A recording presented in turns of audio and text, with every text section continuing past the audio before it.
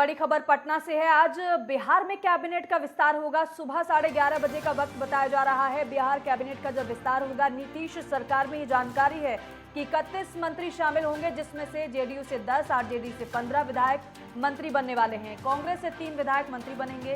और वहीं अगर हम की बात करें, जीतन राम मांझी की हम की बात करें तो पार्टी को एक मंत्री पद मिलेगा, ये भी जानकारी है। तो फिलहाल कुल मिलाकर 31 विधायक मंत्री पद की शपथ लेंगे, ये भी अपडेट मिल रहा है। आज बिहार कैबिनेट का विस्तार होना है और पूरा फॉर्मूला तैयार कर लिया गया है। कैबिनेट विस्तार को लेकर 31 मंत्री शामिल होंगे, जिसमें से 10 जेडीयू कोटे से होंगे, 15 आरजेडी कोटे से होंगे। कांग्रेस से 3 विधायक मंत्री बनने वाले हैं। जगह निर्दलीय और जीतन राम मांझी को भी दी गई है। दरअसल जीतन राम मांझी की पार्टी को एक मंत्री मिलने वाला है, एक मंत्री पद मिलने वाला है और सुबह 11:30 बजे कैबिनेट का विस्तार होगा। तो सारे गुणा भाग करने के बाद, सारे फॉर्मूले फिट करने के बाद आज 11:30 बजे करीब बिहार कैबिनेट का विस्तार होगा।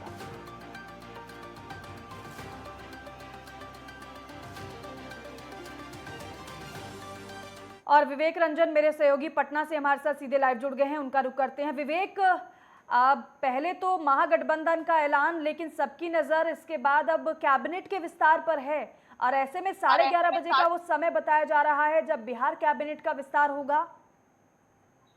जी बिल्कुल दीपिका, जो आज 10 तारीख को ही महागठबंधन की जो है सरकार बन गई, उसके बाद जो अब जो मंत्रिमंडल के विस्तार को लेकर चर्चा चल रही थी कि कब मंत्रिमंडल विस्तार होगा, उसका भी आज तारीख ऐलान हो गया। आज 11:30 बजे जो मंत्रिमंडल का विस्तार होगा, जिसमें जेडीयू की तरफ से 10 मंत्री शपथ लेंगे। लेकिन जो जेडीयू की बात कर लिया, पुराने जो मंत्री हैं उन्हीं मंत्री पर विश्वास जताया गया। वहीं आरजेडी की तरफ से 15 विधायक हैं जो मंत्री पद का शपथ लेंगे। साथ ही साथ जीतन राम मांझी की पार्टी जो हम पार्टी है उसके तरफ से एक लेंगे, एक जो निर्दलीय विधायक सुमित कुमार है वो भी शपथ लेंगे।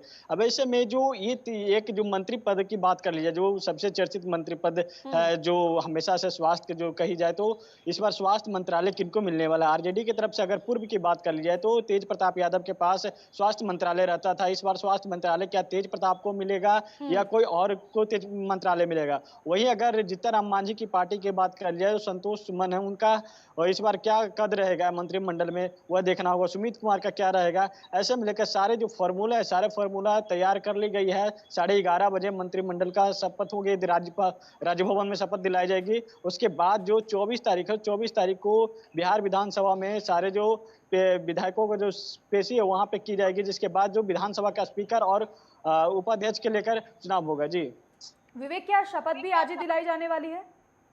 बिल्कुल, आज ही 11:30 बजे सारे मंत्री लोग का शपथ दिलाया जाएगा। जो जिनको मंत्री बनना है उनका 11:30 बजे सभी लोगों का शपथ दिलाया जाएगा। वहीं अगर जो आगे की बात कर लीजिए, जब विधानसभा में जब अपना बहुमत प्राप्त करने के लिए, तो उनकी जो तारीख का ऐलान है 24 से 25 तारीख तक, 2 दिनों तक के बाद ये जो पेशी की जाएगी। उसके बाद जो विधानसभा के अध्यक्ष हैं, विधानसभा के उपाध्यक्ष हैं और विधान परिषद के जो कार्यकारी सभापति कौन रहेंगे, इन सारे विषय पर 24 तारीख के बाद ही चर्चा होगी, क्योंकि अभी मौजूदा हालात। विवेक, आप बता रहे हैं कि शपथ ग्रहण समारोह आज ही होगा, लेकिन इसके अलावा अब जब शपथ ग्रहण समारोह होगा, जाहिर सी बात है वो चेहरे तो पता चल जाएंगे कि कौन कौन से मंत्री बनने वाले हैं, लेकिन इसके अलावा क्या इसके लिए भी पूरा फॉर्मूला और पूरा मंथन हो चुका है कि विभाग किसको कौन से दिए जाने हैं? जी बिल्कुल, अगर पुराने के मंत्री की बात कर लिया है, तो अभी जो एनडीए से अलग होकर जेडीयू अलग हुई है, उसके बाद महागठबंधन में गई है, उसके बाद जेडीयू का जो मंत्रालय रहता था, क्या वो मंत्रालय उनके पास रहेगा या नहीं रहेगा? क्योंकि बात कर ली जाए, जो नीतीश कुमार के करीबी मंत्री कहे जाते हैं, विजय कुमार चौधरी, अशोक चौधरी, साथ ही साथ श्रवण कुमार, इन सारे विभाग, और एक संजय झा के पास जल संसाधन मंत्री और सूचना जनसंपर्क विभाग रहता था। वहीं अगर श्रवण कुमार की बात कर लीजिए तो ग्रामीण विकास विभाग था पिछले सरकार में। और वहीं अगर इनकी बात कर लिया जाए तो नीरज कुमार बबलू तो इस बार उनका नहीं है, क्योंकि वो एक निर्दलीय विधायक थे, कुछ बीजेपी में जाकर भी शामिल हो गए थे। अब उनका बाद अभी जो है एक मंत्री, इनको अभी तीनों मंत्रियों को देखना होगा। जो करीबी मंत्री कहे जाते हैं विजय कुमार चौधरी शिक्षा विभाग थे। आपका इस बार विजय कुमार चौधरी का क्या पद मिलेगा वह देखना होगा। अगर 2015 के अगर जोड़ डाली जाए तो 2015 में जब महागठबंधन की सरकार था, उस समय जो स्वास्थ्य मंत्रालय रहता था वो तेज प्रताप के पास था। तो इस बार स्वास्थ्य मंत्रालय क्या तेज प्रताप को मिलेगा या किन्हीं और को मिलेगा? नहीं विवेक, जो इसको लेकर कुछ चर्चा चल रही है कि वहां पर, क्योंकि पिछली बार सही कह रहे हैं आप, स्वास्थ्य मंत्रालय तेज प्रताप यादव के पास था, इस बार भी ये जानकारी है कि वो भी मंत्री बनने वाले हैं, लेकिन विभाग उनके पास क्या जाएगा, क्या इसको लेकर कुछ बातचीत सुबुगाहट वहां पर? जी, बिल्कुल, अभी विभाग को लेकर कन्फर्म नहीं हुई है कि उनको कौन विभाग देगी, लेकिन उनको मंडल में जगह देना तय है, क्योंकि नई मंत्रिमंडल में जगह दी जाएगी उनको, तो कहीं न कहीं जो आरजेडी के वो हमेशा आरजेडी से हट के ही बातें करते हैं, तो इस बार भी उनका अगर नई मंत्रिमंडल में जगह दी जाती है, तो कुछ अलग रुख अपनाएँगे। क्योंकि अभी तक तेज प्रताप यादव जब से सरकार बनी है, तब से अभी साइलेंट पड़े हुए हैं, ना कुछ मीडिया से उतना मुखातिब हो रहे हैं, ना कुछ वो बयान दे रहे हैं। वैसे में देखना होगा क्या इनको मंत्रिमंडल में जगह दी जाती है। अगर तेज प्रताप को अगर स्वास्थ्य मंत्रालय दी जाती है, तो स्वास्थ्य मंत्रालय को किस तरीके से सँभालेंगे? क्योंकि जो बात करी जाए 2 साल का इनका अनुभव है, 2015 से लेकर 17 तक के स्वास्थ्य मंत्रालय सँभाले हैं। 2 सालों में क्या आगे 3 साल क्या कर पाएँगे, वह देखना होगा। वहीं अगर बिल्कुल विवेक, और अगर उनको स्वास्थ्य विभाग जाता है उनके पास, तो जाहिर-सी बात है, क्योंकि तमाम परेशानियां तो पहले से ही हैं, तो बड़ी चुनौती उनको फिर मिलने वाली है, अगर उन्हें स्वास्थ्य विभाग मिलता है। इसके अलावा विवेक, आप एक निर्दलीय का जिक्र कर रहे थे, आप निर्दलीय कोटे से एक मंत्री बनेंगे, ये भी जानकारी मिल रही है। कुछ नाम पता चल पाए, कौन सा वो नाम होगा जो निर्दलीय कोटे से मंत्री बनने वाला है?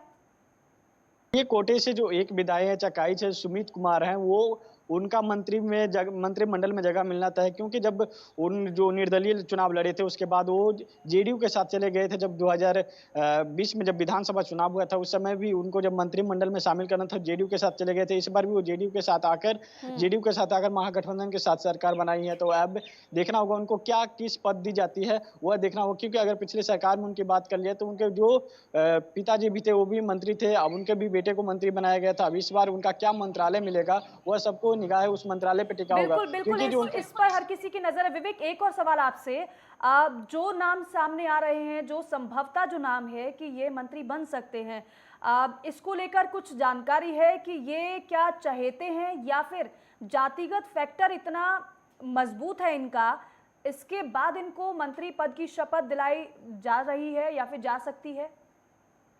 बिल्कुल, अगर जेडीयू की तरफ से बात कर ली जाए, तो श्रवण कुमार को मंत्रिमंडल में जगह मिलना तय है और संजय झा को तो मंत्रिमंडल में जगह मिलना तय है। वहीं अगर विजय कुमार चौधरी की भी बात कर ली, तो मंत्रिमंडल में जगह मिलना तय है, क्योंकि जो नीतीश कुमार के गृह जिला से श्रवण कुमार आते हैं, वहाँ जो एक कुर्मी का समुदाय की जो बात कर ली है, तो वहाँ पे उनकी बहुमत ज़्यादा है। ऐसे में लेकर उनका जगह मिलना तय है, क्योंकि वहाँ से जिस क्षेत्र से वो विधायक हैं, उस क्षेत्र से 9वीं बार विधायक वो बन चुके हैं, तो उनका कहीं न कहीं कद है। और वहाँ पे जो नालंदा में एक अलग ही उनका पहचान है। उस वजह से नीतीश कुमार की भी अगर वहाँ के जोड़ डाली जाए, तो वहाँ से जब से नीतीश कुमार हैं, तब से वो लगातार नीतीश कुमार के साथ कंधे से कंधे सटाकर आ रहे हैं। वो उनके बाद जो वहाँ के अगर शुरू से हालात देख ली जाए, 2000 से जब से वो नीतीश कुमार ठीक है, यानी कि जब से मजबूत दावेदार हैं मंत्री पद के, इसीलिए उनको मंत्री बनाया जा सकता है, ये जानकारी आप दे रहे हैं। हालांकि इसके अलावा जातिगत फैक्टर भी देखा गया है। शुक्रिया विवेक, तमाम जानकारी हम तक पहुंचाने के लिए।